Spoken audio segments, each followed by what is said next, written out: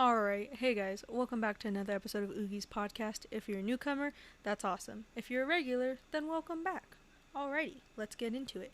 So I posted on my pages, which are at aesthetic.oogie on Instagram and at aesthetic.oogie 2.0 on TikTok.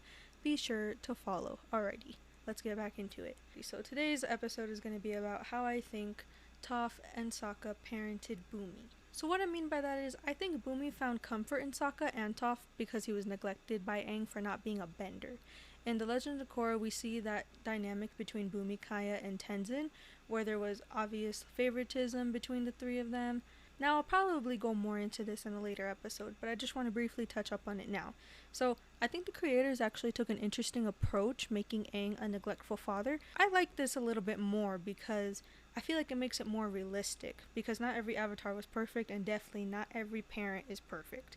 So, there was also a lot of pressure on them as a family for them to rebuild, the Air Nation. There was a lot of pressure on Tenzin. We can see that throughout the show. Both him and Aang felt like it was their responsibility to, repopulate the airbenders. And I actually think it's kind of funny because Korra ended up doing that, which is like, it's kind of ironic if you think about it. But anyways, alright, getting back to the video. I'll talk about this more in a later episode probably. So I see a lot of Sokka and Toph in Bumi. I think they spend a lot of time together during his childhood. I think that Bumi would show up to the dojo slash prison asking for his Auntie Toph. And just a side comment here, Toph was also neglected emotionally as a child, especially by her father. They set aside a whole episode for it. So I think in a sense, Toph understood Bumi on that level. Now for what can be said about Sokka, he knows what it's like to let your father down.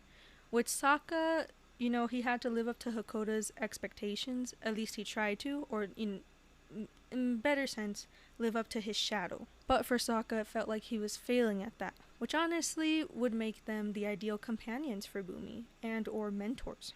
Now, we see a lot about how it really affected Bumi in his adulthood. We all have seen that heartbreaking scene where Bumi goes to Aang's statue and apologizes for not turning out to be the way Aang wanted, which just makes me so sad because Bumi, he actually turned out really amazing. He was a good character. He did a lot of amazing things in his life. Now, with that being said, I would like to turn our attention real quick to how Bumi was developed, like his character development, where he came from, all that stuff, because I have some controversial thoughts about this. The creators took an interesting turn with him, so let's talk about it. So, I feel like in the first part, they have us sympathize with Bumi for the way he is, and feel really emotionally invested towards him because he wasn't an airbender or any kind of bender. But then they take some of that away when he does become a bender, but at the same time you're still rooting for him because, yay, he's a bender now. But at the same time it's like, in books 1 and 2 he's not a bender. And then in book 3 he becomes a bender. It's, I thought about this and I kind of compared it to like if, in books 1 and 2 Sokka, is a non-bender, but then in book 3 they give him the ability to waterbend, like it kind of just, I was like, okay, you're a bender now. That's awesome. Yay. Great. Good for you. Aang would be so proud. But at the same time, I'm like, I was emotionally invested in you. I don't know if to be disappointed or to be like, yes, awesome. Because, like, I felt both at first. I'm not saying it's bad the way his character played out. I'm just saying, it threw me for an emotional roller coaster. It threw me for a loop there. Because they made that his identity in books 1 and 2, and then in book 3, they completely changed it. I'm glad it happened though, because, even though I was like, whoa, what are we doing here? I think it made him connect better to Aang, like, Dad, do you see me now? I'm a bender. An airbender for that matter. And which brings up my next point. A question, if you will.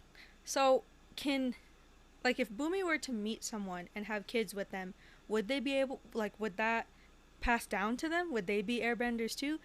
Like, does him getting it from harmonic convergence change anything? Does that make it like it won't be passed down to your kids, but you have it? I'm confused. And I've never read the comics, so I don't know if that's explained later. But would Bumi be able to pass that down? This question could actually apply to all the airbenders that got their bending abilities from harmonic convergence. are they able to pass it down to their children? Does that, does that change, like, since they didn't get it genetically, it was given to them. What I I have, that's always been a question of mine. Let me know let me know in the comments if it gets cleared up in the comics or not, because I haven't read them, and by the looks of it, it doesn't look like I'm gonna read them anytime soon. And then this also like kind of connects to, because Korra is able to, the Avatar is able to take away bending and give it back. Could Korra give someone who wasn't a bender originally bending abilities? Like, for example, could she give Sokka the ability to earthbend? Could she give Suki the ability to earthbend? Like, I have so many questions. Like, if they weren't a bender to begin with, could they become a bender if, she really wanted to do that? Like, if Asami was like, yo, dude, I want to try firebending. Please give me the ability to firebend. Would she be able to do that? Again, please let me know if this is cleared up in the comics, because I want to find out and I really don't know. I have all these burning questions. And can I just say, the dynamic between Bumi, Tenzin, and Kaya, I very much like this dynamic.